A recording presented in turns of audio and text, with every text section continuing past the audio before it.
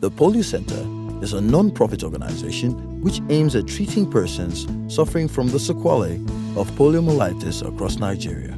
It is known that there are over 2 million polio survivors in Nigeria, but there has not been a clinic that specializes in the care of these sufferers. The center assesses at least 10 patients a week and has seen over 350 patients since inception. We have seen patients from different local government areas of Abuja, including Kwali, Abachi, and Kuje.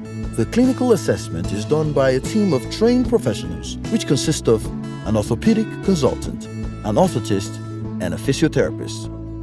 The treatment plans for these patients varies based on the level of deformity and clinical assessment by the assessment team. The treatments include surgery, physiotherapy, orthosis, and mobility aids. Some of these patients have benefited from wheelchairs and crutches respectively. 4 patients have been treated using both ankle-foot orthosis, AFO, and knee-ankle-foot orthosis, KAFO. The majority of patients seen in the clinic are not able to afford treatment, and thus it is our hope that with the support of well-meaning people and organizations, we can reach more patients and provide them with the treatment they need.